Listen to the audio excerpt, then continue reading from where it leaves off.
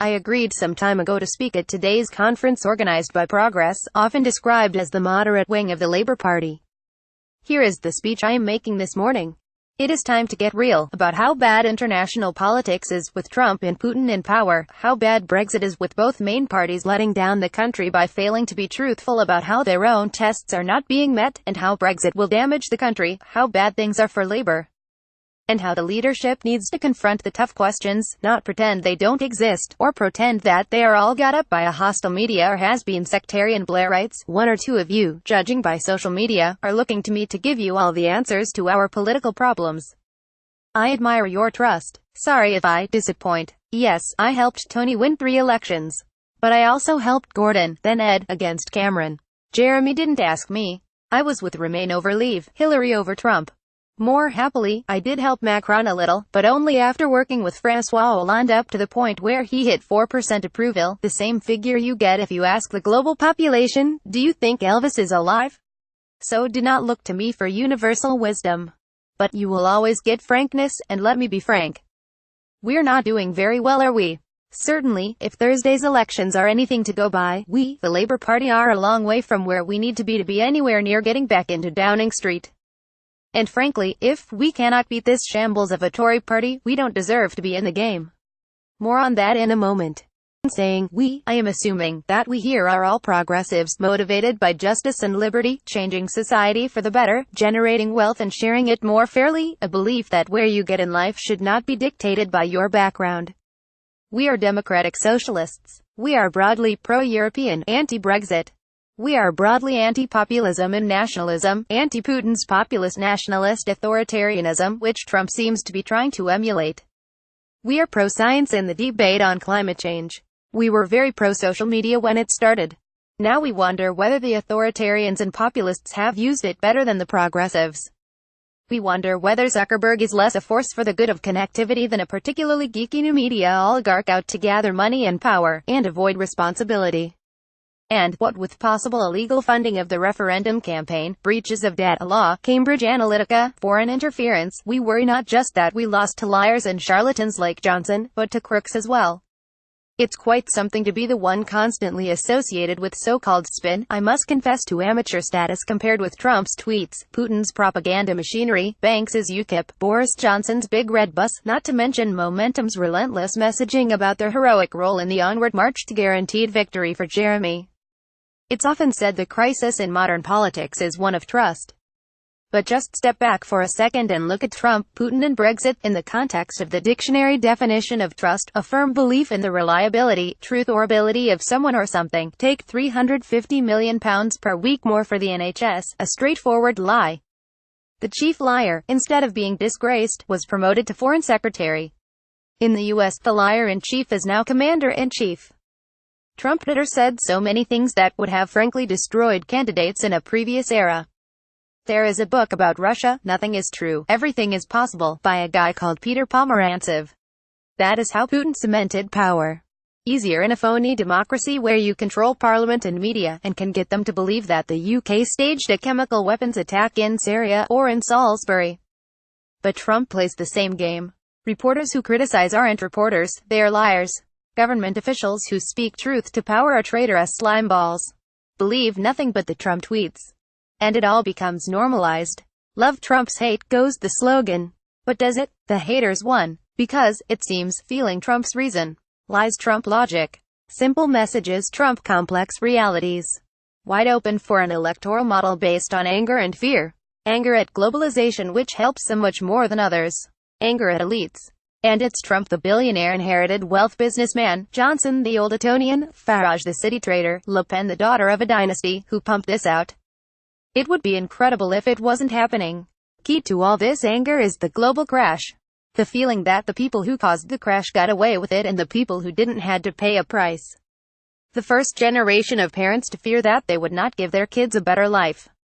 The bad news is that this has all changed so quickly. That is the good news too. Not that things can change back to something that went before. The past, especially the imagined past of nostalgics, left or right, it is not repeatable. That is why many Brexit supporters ultimately are headed for awful disappointment. As our Benite hero worshippers convinced nationalization and tax and spend are the answer to all our challenges. No, the good news is that change to something different can come quickly, provided we work for it. Of course, it may be the change just accelerates in the wrong direction, to a genuinely dark period in history. There are too many parallels with the 30s. The aftermath of a crash. The rejection of expert opinion in favor of prejudice. The increase in nationalism and nativism. The othering of minorities. The rise of the strongman leader, Sheikh Erdogan, Orban, Duterte, Putin the poster boy, collecting useful idiots from left and right. Democracy's beginning to question democracy itself, as slow, tired, indecisive. And we in Britain have to do some very hard soul-searching at how it is a party of the left, not the right, that has become even remotely associated with anti-Semitism. So let's go through those WEs. Progressive v anti-progressive inside the party. Are we winning or losing? Well, we know who the leader is, who has the key posts, the numbers, and the momentum, at many local meetings. Labour v Tory. With a government this incompetent, this divided, this weakly led, this inhumane, failing so evidently, I can't get my head around anyone in the Labour Party being content when looking at the state of public opinion, or putting failure on Thursday down to poor expectation management, not the fact that huge swaths of the country refuse to countenance this Labour Party in power. Battle of ideas. The last election felt like a battle between competing visions of the past. 70s v 50s, with little to match the sheer scale of challenge facing both the country and the world. Brexit. I go up and down. I absorb the constant exhortations from people to keep going and trying to stop it, and I feel enthused we can turn things around. Then I watch the news, and I'm down again, with most MPs seemingly planning to facilitate Brexit while saying to themselves they know this is going to be a disaster, government pursuing a policy it admits will make the country worse off. Labour, with its most left-wing leader ever, failing, refusing, properly to oppose a policy being driven by the hard right and which will do the greatest damage to the weakest. I accept the politics are difficult.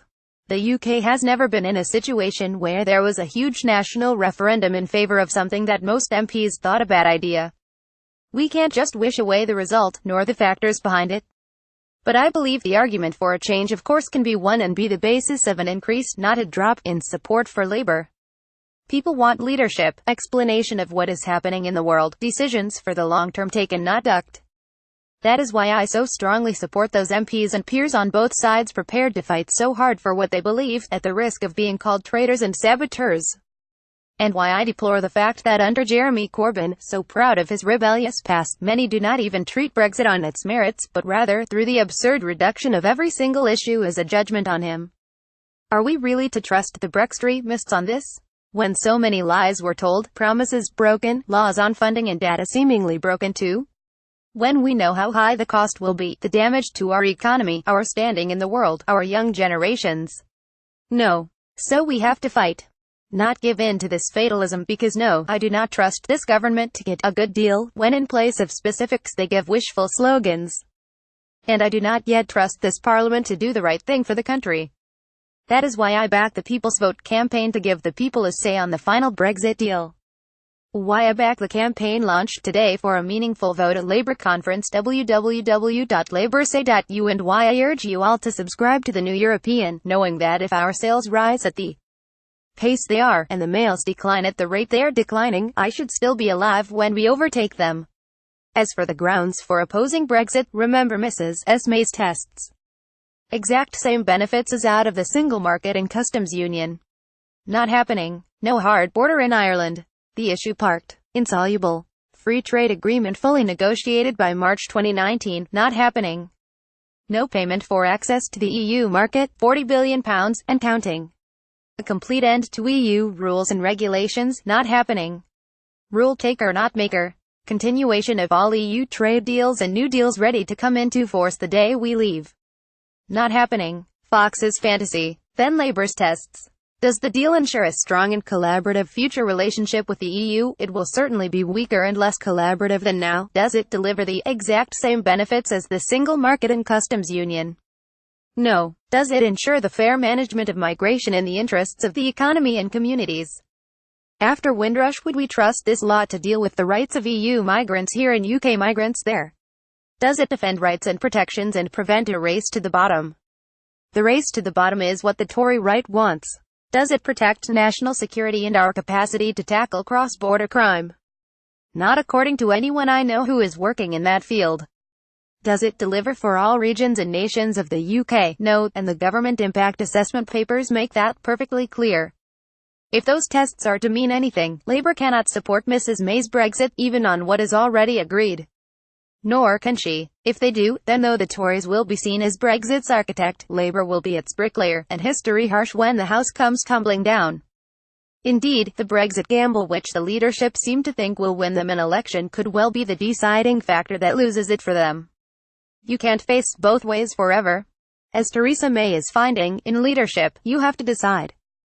The Labour leadership took our "many not the few" slogan, though in their loathing of New Labour they say it's a different vintage of "many not the few." But let me try another bastardized Blairite soundbite: tough on Brexit, tough on the causes of Brexit. If we judge Brexit is bad for Britain, get tough, fight it. But get tough too on the reasons behind it, not by rerunning arguments of the past but by shaping new ideas for the future, a real industrial strategy, for dealing with economic inequality, with regional inequality, the shortage of affordable housing. For communities feeling left behind, recognize fears of the pace of change, yes, including concerns about immigration, but not by aping the rhetoric or the ideas of the right. I said I would be frank. And frankly, I am finding life and politics tough right now. I've been lucky enough to be on the winning side of arguments a lot of my life in politics. Today, whether on Brexit, Labour v Tory, or the direction of the Labour Party, or the spread of populism, it doesn't feel like that anymore. I am also a very tribal person. Short of Putin and Assad leading a consortium to buy Burnley, for example, and installing Johnson as chairman and Rees-Mogg as manager, nothing will challenge my football tribalism.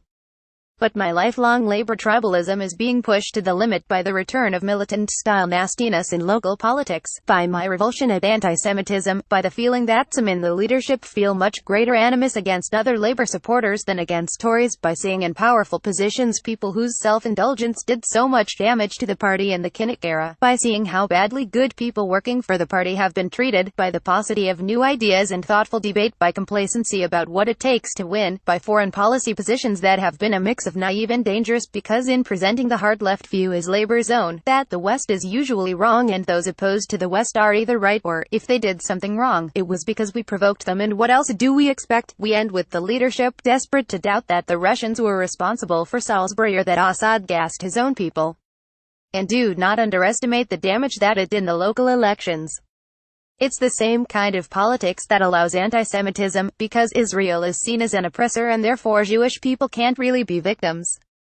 The point is not just that this worldview is wrong, and deprives Putin and Assad responsibility for their actions.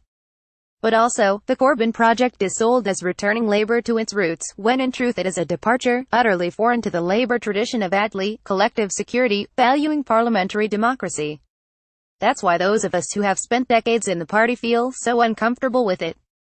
As my partner Fiona put it the other day, having grown up with many Jewish friends, and reflecting on anti-Semitism, I never thought I would actually feel ashamed to be Labour. I find it hard to imagine I could ever vote anything but Labour. I find it amazing I can even write that sentence. But they don't make it easy, do they? When I said to Ed Miliband recently, the Corbynista problem was they were too sectarian, he said, but are you not a bit sectarian as well? And maybe he has a point.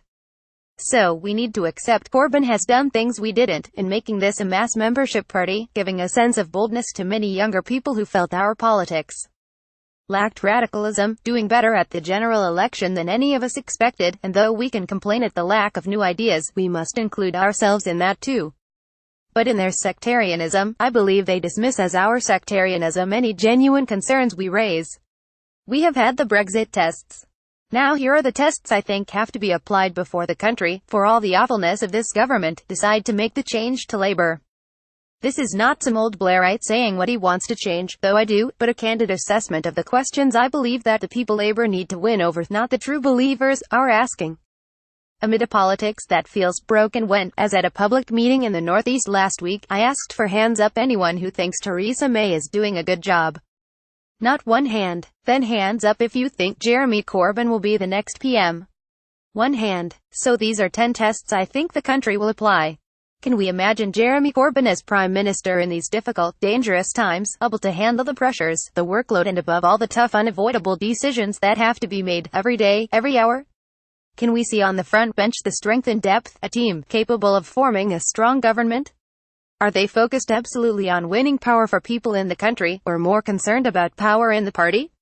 Do they have an understanding of the modern world, its challenges, and the practical policies needed to meet them?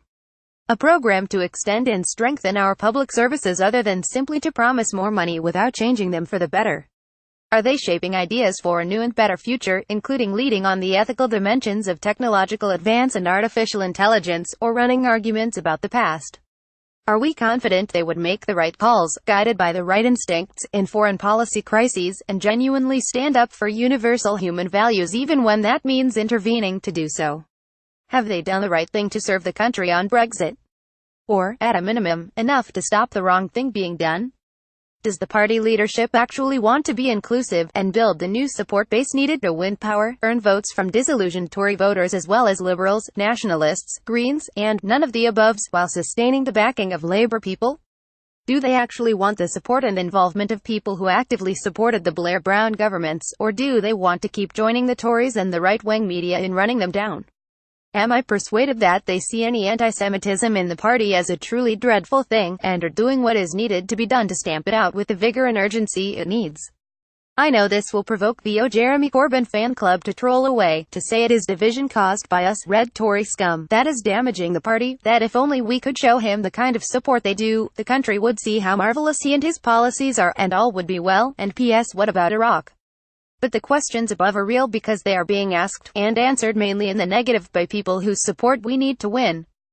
Bad results on Thursday had nothing to do with expectations, and it is, dare I say, nothing but spin, and not very effective spin at that, to say so. They are about the real views of real people, and you have to heed the very real message, that we are a divided country, and neither of the parties are trusted to heal those divisions.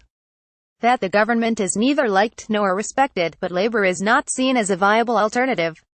To say that is not to undermine the leadership. It is to ask the whole party, from Corbyn and team down, to face up to the scale of the challenge ahead, and understand that it will not be met by blind loyalty, but blunt analysis, and proper, realistic, believable policy solutions to the huge problems we face. I have no doubt about my abiding convictions of democratic socialism, no doubt that collective action, contribution and provision are the best means of securing individual security, liberty and prosperity. No doubt there are wonderful Labour people everywhere, young and old, serving their communities. All my doubts relate to the course now being followed, and, because it is such a huge issue which will determine so much of our kids' future, the approach being taken to Brexit. The only time I feel optimistic these days is when I go to Burnley games, and to schools and colleges. When I spend time with my kids and people of their age, and feel that they know the way in which the country is being led is so lame, and they give me a sense they have the energy and the passion to change it. The sense that our politics is broken, and the current political situation unsustainable, cannot be indefinitely ignored. Virtually every day someone stops me and says, when will we have a new party? I don't think that is the answer, not least because of the danger it would help secure a big majority for a dreadful Tory government, and also hand our party forever to people and to politics that, if they refuse even to try to answer those questions, ultimately cannot win. We, my generation, have to do what we can to stop the madness of Brexit, and urge the Labour Party to take the right course. But you, the next generation of people, and above all the next generation of ideas, you who are genuinely progressive and inclusive, are what we really need right now. We, Labour. We, Britain. So let's get real. Let no one take comfort from tiny leads against a stumbling, fumbling, drifting, divided, leaderless government. Let's stop pretending all is well. Let's stop the feeble response to anti-Semitism and treat it as the evil we know it to be. Let's expose the risks and costs, the lies, cheating and possible criminality of Brexit, in floodlights, full on. And let's admit the scale of policy challenges not being met by the policy response, so engage in that with a greater energy and urgency. Many, not the few, was just 1/3 of the new Labour mantra from this week 21 years ago, when we won our first term, and the other two are just as relevant and needed today: leadership, not drift, and most important of all, future, not the past, always. Let's fight for a Labour Party that can deliver that future, because it is needed, now more than ever. Thank you.